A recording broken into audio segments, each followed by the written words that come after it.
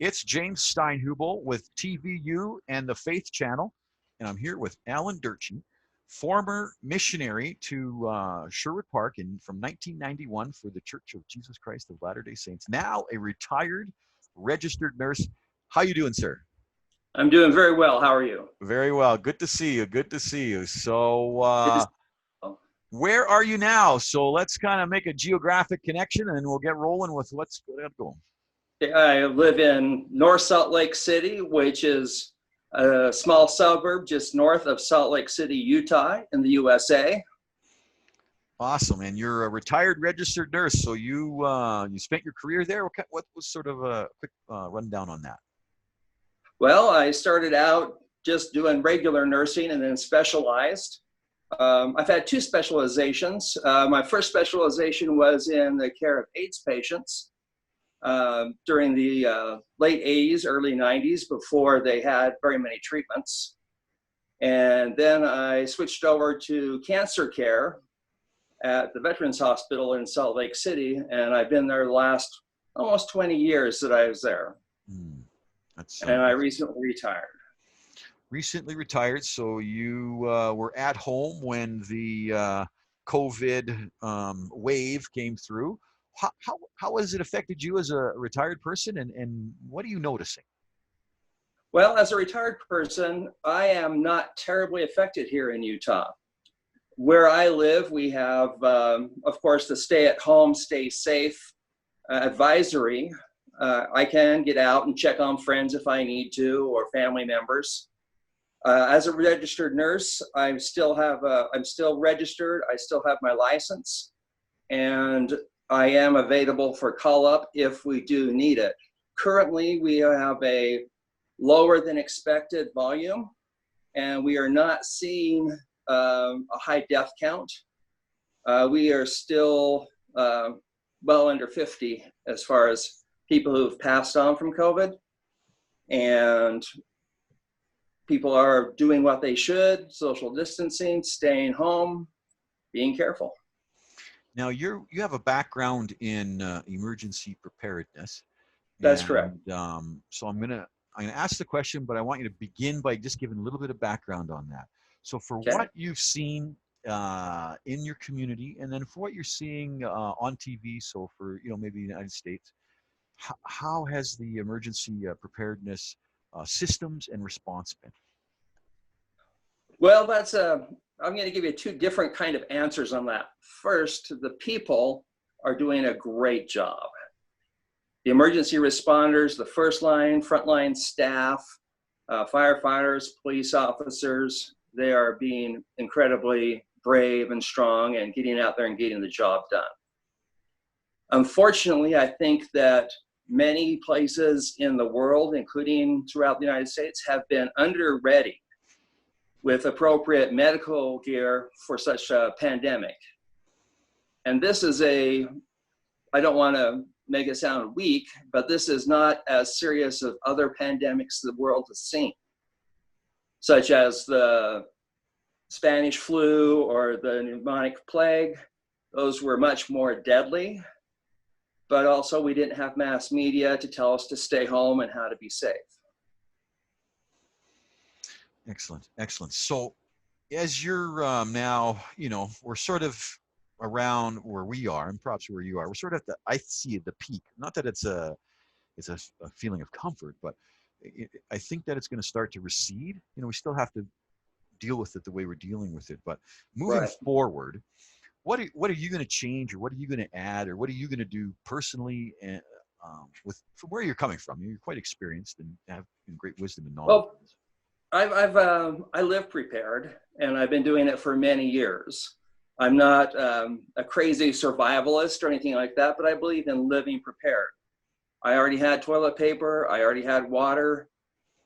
Not that you needed those things in this emergency, but for me, it's not a huge amount of changes. A few changes. I've put face masks, not necessarily medical face masks, but the kind that you can make at home out of cloth, into my emergency supplies. Great for keeping dust out, reducing contagions, keeping the sun off your face.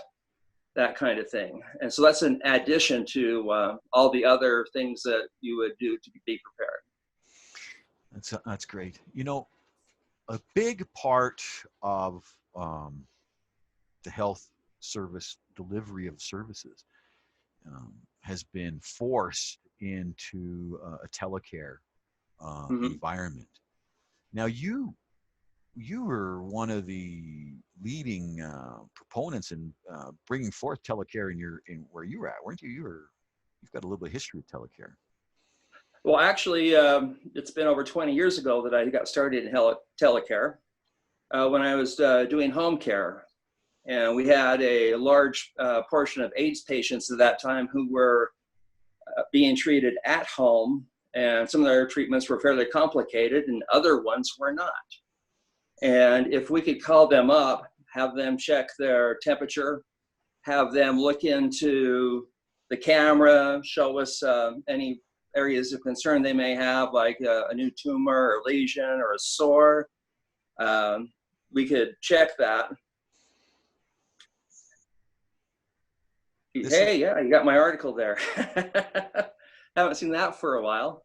Look at that piece of equipment, and that was just for point-to-point communication at the time.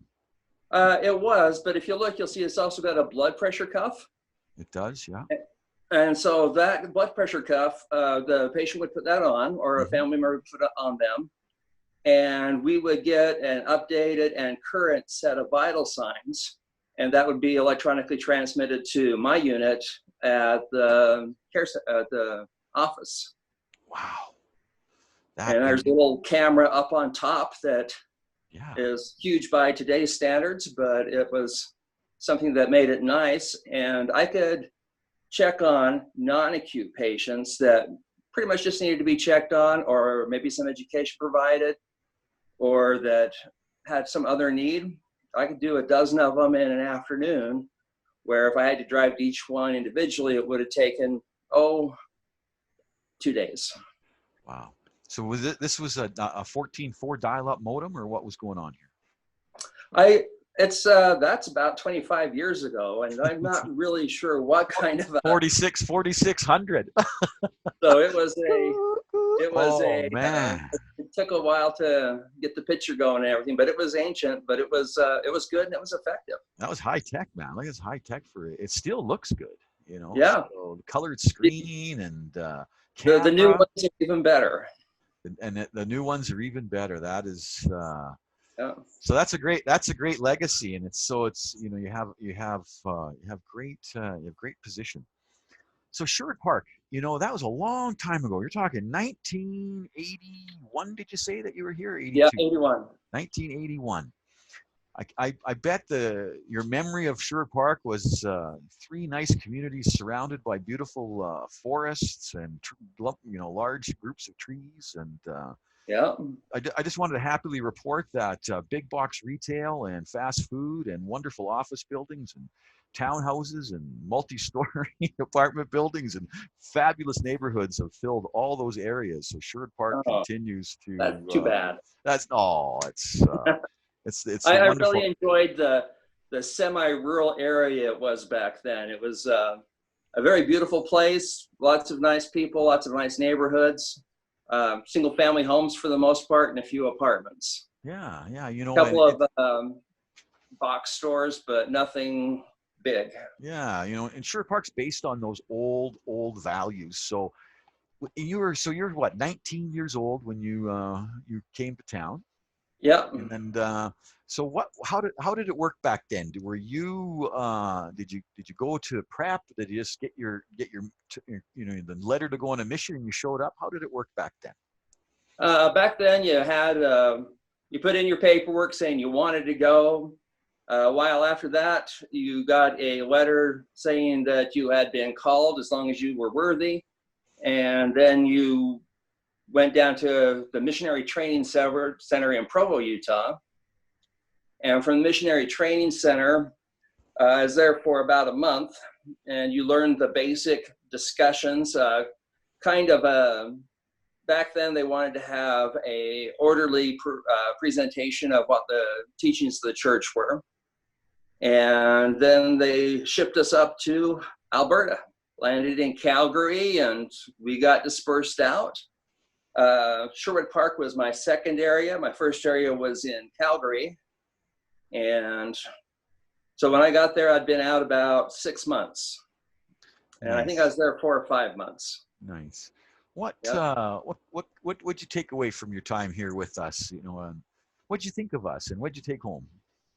You know, one thing I really enjoyed about the Canadians is I think they were more relaxed than Americans, or actually US citizens. And I think also that the Canadians were a bit warmer people. They would, it was interesting that in the wintertime, if we were knocking doors and talking to people, there were people who would invite us in to their home to warm up. And That's good. sometimes they'd say, we don't want to hear your message, but we want to get you a chance to warm up for a little bit. And we're going to make you some hot cocoa because, you know, we don't drink coffee.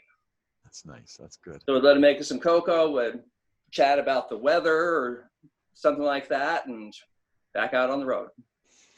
Now, a full-time mission, to serve the Lord, to represent the Church of Jesus Christ of Latter-day Saints is, from what I'm seeing in my encounter and knowing missionaries, very, very profound, personal, spiritual experience that is obviously sets a tone for the rest of your life.